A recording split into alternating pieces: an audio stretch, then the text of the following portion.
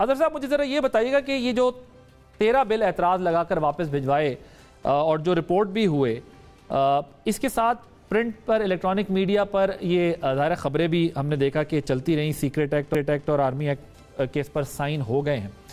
इन तमाम मामलात को अगर आप अपने जहन में रखें, जिसकी ऐवान सदर से 24 घंटे तक तो कोई तरदीद ही नहीं हुई, 24 घंटे के बाद जो रिएक्शन है वो सब हमने देखा है, क्या ये तस्वुर किया जाए कि ये जो सीनियर लीडरशिप की गिरफ्तारियां हुई हैं उसके बाद सदर ने इस रद्द अमल से बचने के लिए ऐसा किया? बहुत शुक्रिया। मैं जरा कोई बहुत मुख्तलिफ सी बात करूंगा आदिल साहब आपके सामने। आइन ने आर्टिकल 75 के तहत सदर पाकिस्तान को एक सुपरवाइजरी जुरिस्डिक्शन दिया जो पार्लियामान के ऊपर है।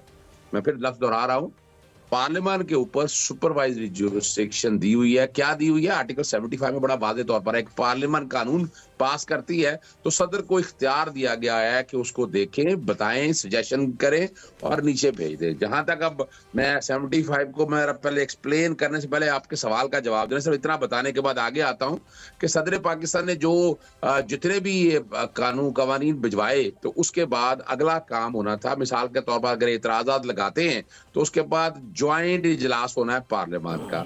ये एक यूनिक असेंबली है कि ये जाते जाते जो सारा काम कर रही है, और पहला कानून 2 अगस्त को पास किया, दूसरा 8 अगस्त को, और 9 अगस्त को असेंबली तहलील हो गई।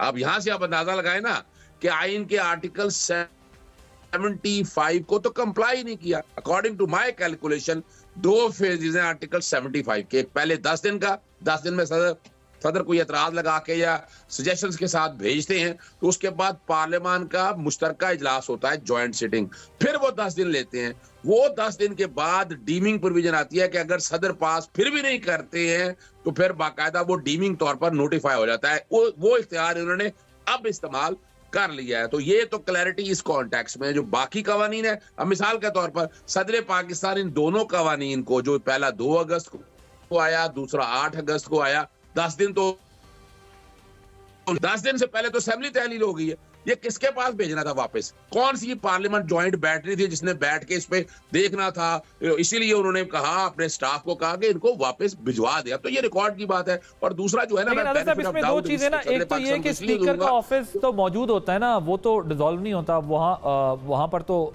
स्पीकर तो मौजूद होते हैं ना। स्पीकर का ना, ये स्पीकर का तो कंसर्न ही नहीं सारे मामले से। ये पार्लियामान है, आर्टिकल 75 में आ जाए ना, जब वो इतराज लगाकर आप भेजेंगे तो उसके बाद पार्लियामेंट का ज्वाइंट इजलास होना है। लेकिन कस्टोडियन ऑफ द पार्लियामेंट तो स्पीकर ही है ना। इनको दोबारा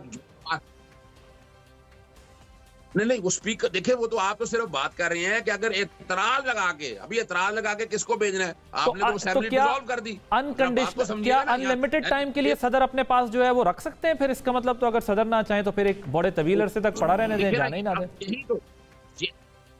ना, ये इशू नहीं है। मैं बस खत्म करने लगा हूं। इशू समझना ये है कि इस पार्लियामान की बदनीति देखें। आपको ये 10 और 10 20 दिन, और मैं समझता हूं कि 24 दिन पहले आपको जो भी कवानीन पास करने हैं ताकि आर्टिकल 75 का सर्कल कंप्लीट हो सके। आप 2 दिन पहले बैठकर एक कानून बनाए तो आपने तो खुद वैक्यूम में रख दिया। आपने तो सदर पाकिस्तान को आर्टिकल 75 का इख्तियार इस्तेमाल करने का let me take a response from Raja Khalid advocate साहब। आप do you agree with Azhar Siddiq साहब? वो कहते हैं जी आपने तो आखिरी दिनों में लेजिस्लेशन करके अपनी इंटेंट, अपना माइंड दे दिया। ये तो 20 डेज का टाइम बनता है। लाइक पहले अगर 10 डेज रखें, बाद में 10 डेज रखें, तो आपने तो उनको वो स्पेस ही नहीं दी, विंडो ही नहीं दी। तो ये ऐसे ही मैं बसद एहतराम अपने भाई के साथ इख्तलाफ करूँगा। पहली बात तो ये है कि ये कॉन्स्टिट्यूशन का जो आर्टिकल 75 है उसका one that is candidly and abundantly made clear by the legislature. ठीक है, अगर आप फरमाते हैं, एक लाइन मैं पढ़ लूँ उसकी, when a bill is presented to the president for assent the bill shall within 10 days the president shall के वर्ड्स इस्तेमाल हुए हैं। अब जो मेरे फाजल दोस्त वजात कर रहे हैं वो वजात ये है कि अगर सदर उससे इत्फाक नहीं करता, उस लेजिस्लेशन से, यानी उस कानून से इत्फाक नहीं करता, then he is bound to return the bill to the parliament within 10 days। 10 दिन अगर गुजर गए, जो आपका सवाल है that is very important and valid point है। आपने कहा कि फिर अनलिमिटेड टाइम तक वो अपने पास नहीं रख सकता। 10 दिन तक उसी बिल को, जो आज ये बिल गया उनके पास, तो उसे पास नहीं करते, अपनी असेंट नहीं देते तो या वापस नहीं भिजवाते तो वो कानून बन जाता है। 10 दिन के अंदर अगर वो वापस भिजवाते हैं तो फिर जॉइंट सेशन होगा पार्लियामेंट का। जॉइंट सेशन में उसे अगर फिर पास कर दिया जाता है, फिर वापस सदर के पास जाता है, तो 10 दिन के अंदर अगर दोबारा साइन नहीं करता तो फिर वो कानून बन जाता है। ठीक है, ये बड़ा क्लियर है आर्टिकल 75 के अंदर। अब सिर्फ ये जो बात कर रहे हैं, बता दीजिएगा। एक तो कह रहे हैं जी मैं आता हूँ। देखिए अगर ये जी कंप्लीट कर लें। जी एक बात कि अमेरिकन कॉन्स्टिट्यूशन में ऐसा है कि सदर प्रेसिडेंट अगर 10 दिन के अंदर वो किसी बिल को, उसे पता है कि पार्लियामेंट उनकी कांग्रेस है, सॉरी कांग्रेस सेशन में है, 9वें दिन उसका या 10वें दिन इजलास खत्म होता है, वो इंतजार करता रहता है। अगर उसने उस बिल को पास नहीं करना, असेंट नहीं देनी, तो वो फिर उसके इंतजार करता है उसके प्रोरोग होने का, ठीक है, उसके एडजर्न होने का इंतजार करता है। 10 दिनों के अंदर अगर वो वापस नहीं भिजवाता और 10वें या 11वां दिन शुरू हो जाता है, जो कांग्रेस है उसका सेशन ख़त्म हो जाता है, तो वो बिल मुस्तरद समझा जाता है। उसे कहते हैं कि pocket veto of the president. That power, that authority is not available to the president of Pakistan. कि जी 11वें दिन असम्बली डिज़ाल्व हो गई तो वो उसे अपने पास रख के बैठे और ये कानून रद्द हो गया, और फिर इसे पार्लियामेंट नहीं आएगी तो वो देखेगी ये नहीं होता। ये बात टोटली गलत तो है। वो प्रेसिडेंशियल फॉर्म ऑफ गवर्नमेंट में, वो प्रेसिडेंशियल फॉर्म ऑफ गवर्नमेंट में, और उसके बाज़ाब्ता नाम दिया गया, पर प्रेसिडेंट इतना एम्पावर्ड है। मैं जरा सलमान अकरम राजा साहब ने भी कुछ इससे मिलती जुलती बात की, अगर आपको सुनवाता हूँ, फिर अजहर साहब आपकी तरफ आता हूँ। तो मेरी नजर में डीम्ड असेंट जो है आइन के आर्टिकल 75(1) में बिल्कुल नहीं की जा सकती। जहां डीम्ड असेंट यानी कि एक अखज़शुदा कबूलियत का तस्वर है, वो 75(3) में है, और बाज़ जुबान में इस्तेमाल हुई है कि एक दफा जब बिल वापस आता है जॉइंट सेशन में, उसको फिर अगर पास कर दिया जाता है और सदर मुमलिकत को दूसरी बार भेजा जाता है और वो 10 दिन उस पर कुछ नहीं करते, तो फिर डीम्ड असेंट होगी। ये तस्वर कर लिया जाएगा कि मंजूरी हो गई। इस तस्वर को आइन के आर्टिकल 75(1) में दाखिल नहीं किया जा सकता, और अगर 10 दिन में वो मंजूरी नहीं देते तो पार्लियामेंट को फिर अगर कुछ तस्वर करना ही है तो ये तस्वर करे कि ये बिल रिजेक्ट हो गया है या ये वापस भेज दिया गया है।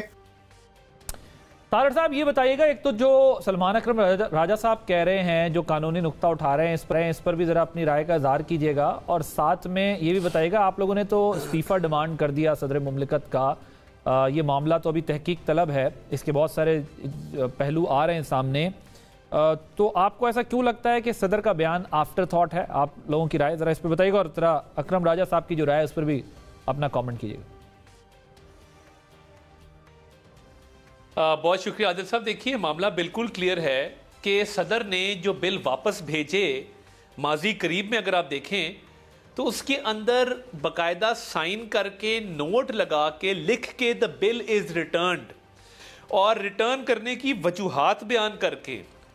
ये तो कोई बात नहीं है कि आप कहें कि जी मेरे स्टाफ ने गलती कर दी, मैंने स्टाफ को कहा। देखें बात यह है कि मीडिया के ऊपर जितने बिल जो है वो रिटर्न हुए, मीडिया पे आए, सोशल मीडिया पे चले, इलेक्ट्रॉनिक मीडिया पे चले, प्रिंट मीडिया के ऊपर चले, तो जब ये सारे बिल जो हैं मीडिया पे चल रहे हैं, पता है कि जो बिल वापस आए हैं वो कौन से हैं, तो सदर इतने बेखबर थे कि उनको खबर ही ना हुई कि ये बिल वापस नहीं गया, और बाकायदा खुद दस्तखत करके जो बिल वापस किए हैं वो पता है कौन से हैं।